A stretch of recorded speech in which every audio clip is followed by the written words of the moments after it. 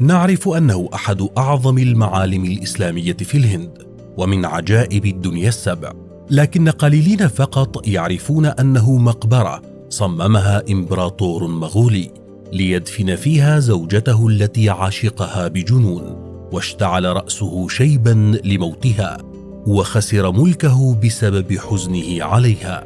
تعالوا نتعرف إلى تفاصيل قصة العشق التي أنجبت هذا الصرح، الذي قيل إن الإمبراطور قطع أيدي كل من عملوا فيه بعد إتمامهم لبنائه. حسناء أسطورية سلبت قلب الإمبراطور. فتاة لم تتجاوز 14 من عمرها من نبلاء مدينة آجرا، ابنة فارس نبيل فاحش الثراء وصاحب مناصب رفيعة في إمبراطورية المغول. كانت هذه الفتاة ذات جمال رائع وثقافة عالية، تتقن اللغتين العربية والفارسية، وتحب الشعر وتجيد كتابة القصائد.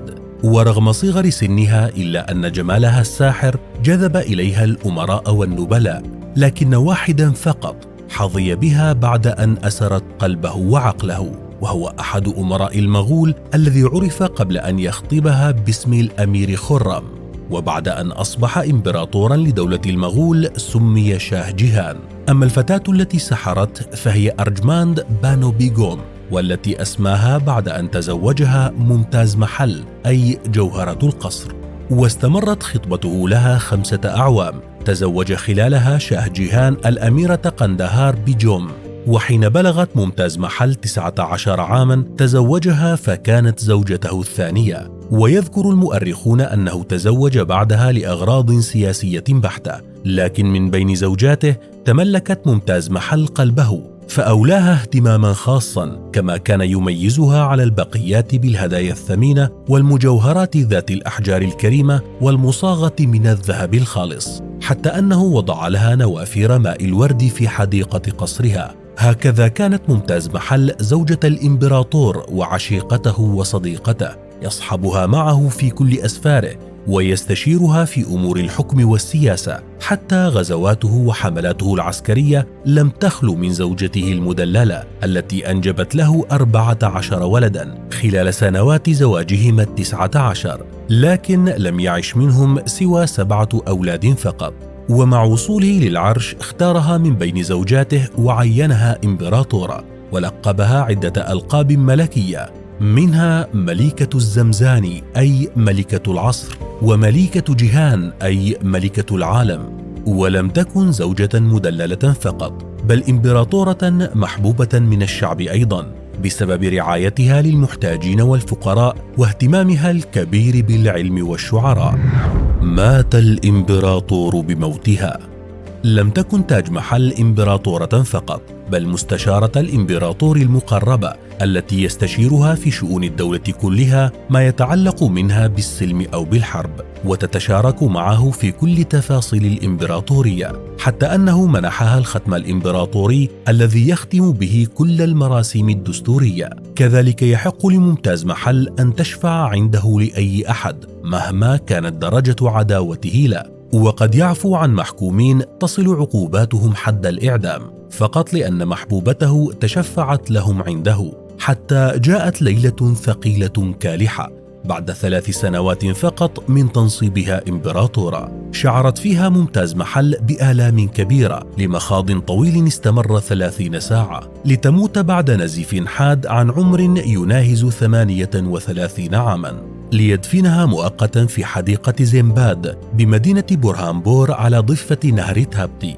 وكان موتها فاجعة لم يتحملها الإمبراطور العاشق، فابيض شعره وغير الحزن ملامحه، وانحنى ظهره وانعزل عن العالم عزلة تامة لعام كامل، ولم يخرجه من عزلته إلا فكرة لمعت بباله ببناء تاج محل، أحد أعظم المعالم التاريخية بالعالم الإسلامي، يخلد فيه ذكرى حبيبته وينشغل فيه عن حزنه. صرح الحب الخالد. بناء تاج محل استغرق 22 عاما في مدينة آجرا، وقد وضع تصميمه المهندسان المعروفان آنذاك عيسى الشيرازي وأمان الله خان الشيرازي، وبنياه على الطراز الفارسي والتركي والعثماني والهندي.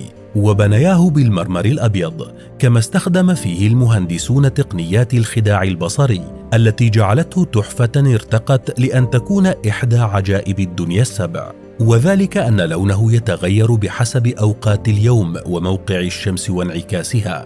وعندما فرغ المعماريون من بنائه، أمر الإمبراطور بوضع رفات ممتاز محل في تابوت ذهبي ونقله إلى تاج محل ليكون مقبرة لها. ويقال إنه أوعز بأن يصمم المبنى بحيث يستطيع رؤية ضريح حبيبته أو انعكاس صورته بالماء من كل شرفات قصره.